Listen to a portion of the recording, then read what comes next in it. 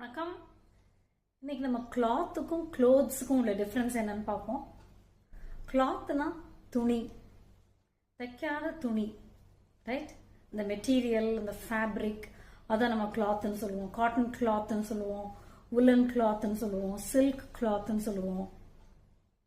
அப்புறம் நம்ம எப்படி இதை யூஸ் பண்றோங்கிறத பொறுத்து அதுக்கு வேற வேற பேர்களும் கொடுப்போம். கிச்சன் கிளாத், டேபிள் மேலே போடுறது டேபிள் கிளாத், ஓகே. பெட் மேலே விரிக்கிறதும் ஒரு கிளாத்து தான், பட் பெட்ஷீட்னு சொல்லுவோம். கர்டன்ஸ், ஸ்க்ரீன்ஸ்னு சொல்லுவோம், அதுவுமே பார்த்தீங்கன்னா பீசஸ் ஆஃப் கிளாத். க்ளோத்ஸ்னா என்னப்பா? Something that we can wear, நம்ம அணியக்கூடியது தான் க்ளோத்ஸ். ஆடை, உடை, அதுதான் க்ளோத்ஸ். கிளாத் வந்து நம்ம இத்துன்னு சொல்றோம், பட் க்ளோத்ஸ்ல இது சொல்லணும். Cloth and clothes, okay. Clothes எப்பயும் ப்ளூரலாக தான் யூஸ் பண்ணுவோம், அதுக்கு சிங்குலர் ஃபார்ம் கிடையாது. அப்போ ஒரு ஷர்ட்டை நம்ம என்ன சொல்லலாம் அப்படின்னா a piece of clothing. trousers, shorts, இதெல்லாம் pieces of clothing.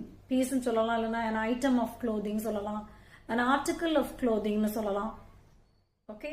cloth is a noun, clothes is also a noun. But S இல்லாம க்ளோத்ங்கிற வார்த்தையை எங்கேயாவது நீங்க பாத்தீங்கன்னா அது சிங்குலர் நவுன்னு நினைக்க கூடாது. It is a verb. clothe yourself in warm clothing சொல்லலாம்.